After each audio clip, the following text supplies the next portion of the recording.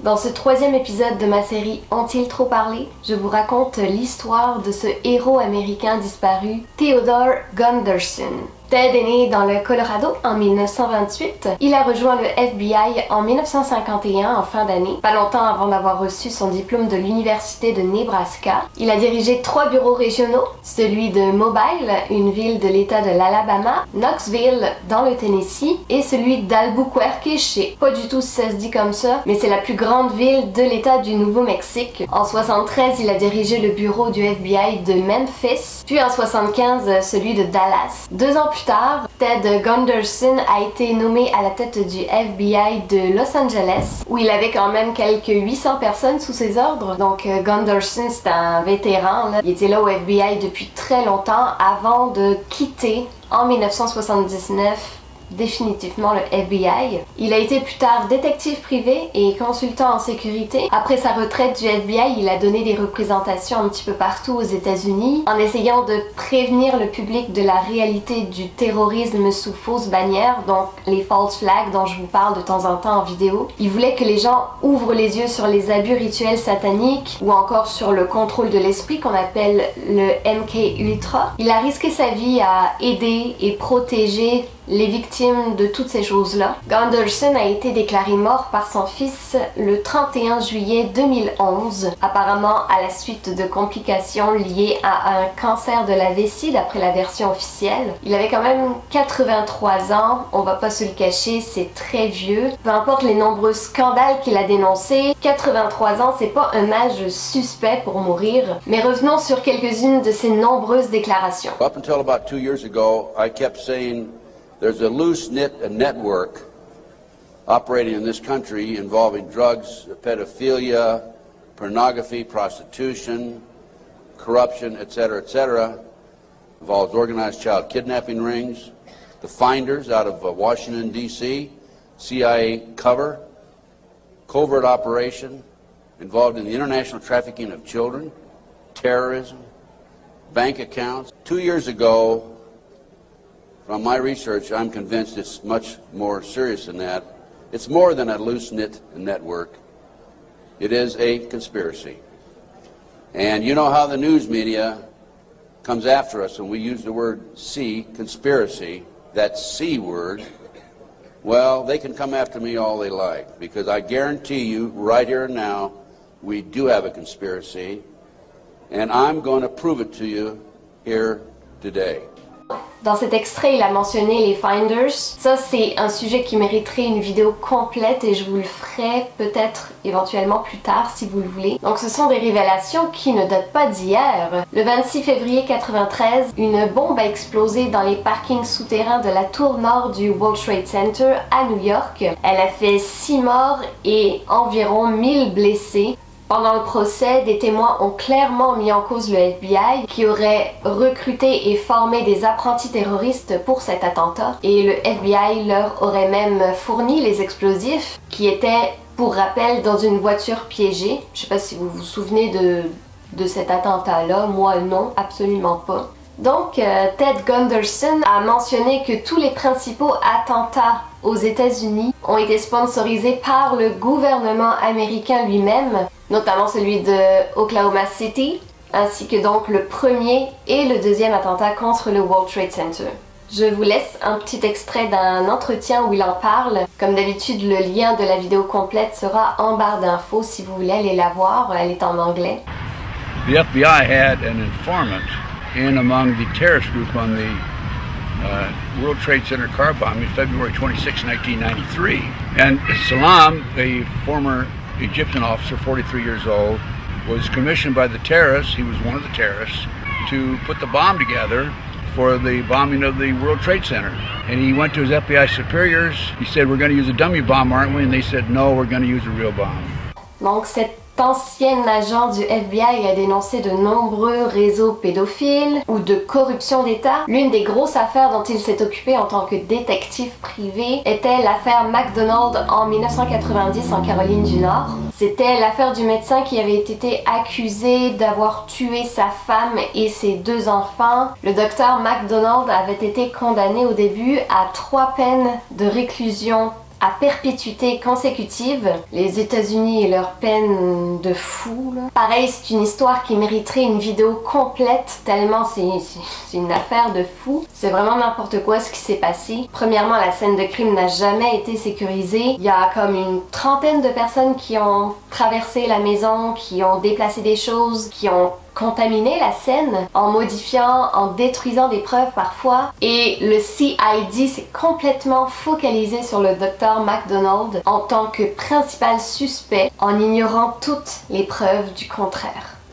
Much to my surprise, from the evidence that I read, information that I developed over a period of several years, I've established beyond any question of a doubt that this man is absolutely innocent.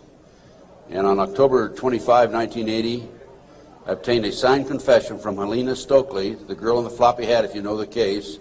And the girl in the floppy hat said that Dr. McDonald did not commit those crimes. They were committed by my satanic cult group. And it was my initiation into the cult that night. And she gave me detailed information about the movement within the house that night, who did what. Also, she told me that she attempted to ride a rocking horse in the child's bedroom that night, but she couldn't ride it because the spring was broken. The only way she could have known that spring was broken was to have been there the night of the murders, February 17, 1970. And much to my surprise, my witnesses, my 19 new witnesses, including Helena Stokely, started calling me and saying, hey, Ted, the FBI has interviewed me. They're trying to get me to recant. And in each instance, I noticed evidence was lost, destroyed, stolen. I noticed that there were strong indications of corruption. Donc si l'histoire vous intéresse, je vous mets un lien en barre d'infos avec toute l'histoire racontée en détail. Désolée encore c'est en anglais, mais c'est une affaire américaine. Autre révélation de la part de Gunderson, il a confirmé que Oussama Ben Laden était un agent de la CIA dans les années 80 et il portait le nom de Tim Osman, vous avez sûrement entendu parler de ça. Gunderson avait rencontré Ben Laden dans l'hôtel Hilton à Sherman Oaks en Californie en 1986. À l'époque, Ben Laden était un représentant attendez, faut que je lise, des Mujahideen, et il a ajouté que la CIA et le FBI sont derrière la plupart des actes terroristes d'aujourd'hui. Qu'est-ce que vous en pensez de ces photos-là? Pour moi, si ce ne sont pas des montages, la ressemblante est frappante. Je sais pas quoi penser de tout ça, à part que, comme vous le savez, il n'y a plus rien qui m'étonne, surtout venant de la part des États-Unis. Gunderson avait aussi dénoncé le programme MKUltra, donc de contrôle mental. Il avait dénoncé les chemtrails, tellement d'affaires. Ça prendrait 3 vidéos pour vous en parler. Vous ferez vos recherches si vraiment ça vous intéresse. Mais dans sa représentation publique en 2010, donc un an avant sa mort, ça devait être l'une des dernières, sinon la dernière, il racontait comment un sacrifice humain, parmi les 50 à 60 000 sacrifices humains qui se passent chaque année aux États-Unis, comment il a été déjoué. Je vous mets un extrait. I'm going to tell you about one of my cases. And this is the John Van Meter case. On Halloween 2004, John Van Meter, a woodsman from Wisconsin, had attended a conference in Sonoma County, California. After the conference, he was driving home. He saw 5 or 6 automobiles driving into the woods. He did a U-turn and came back, and a safe distance from what was taking place, he could see a fire. He could see a girl in the nude tied against a tree, and most of the people there were in the nude. He said, this is not right. So somebody shot at him, and he got his gun out. Being a woodsman, he carried a gun, and he shot back. Long story short, he shot and killed 4 of them, broke up the ceremony, rescued the girl, carried over and put her in the car. The others scattered, and he chased the leader into the woods and shot and killed him. Comme d'habitude, la vidéo complète sera en barre d'infos. En tant que lanceur d'alerte révélant des crimes très importants, à propos du gouvernement notamment, Gunderson se disait harcelé sans cesse. Avec des tentatives d'assassinat, on l'aurait mis aussi sous écoute téléphonique, on aurait piraté son ordinateur personnel. Toutes ces choses ne m'étonnent pas du tout. Sans parler qu'il se faisait suivre de toutes les façons possibles depuis des années, que ce soit en auto, en hélicoptère, tout le kit. On peut lire sur les internets une théorie selon laquelle sa mort est suspectée d'être un meurtre. En 2008, Gunderson avait déclaré qu'il avait été décelé positif à un empoisonnement au cyanure et à l'arsenic. Son médecin personnel, qui était aussi son ami et son associé, le docteur Edward Lucidi, aurait déclaré que ses doigts viraient au noir. He felt that possibly he would be poisoned. Somebody would try to take him out. He'd mentioned several attempts on his life.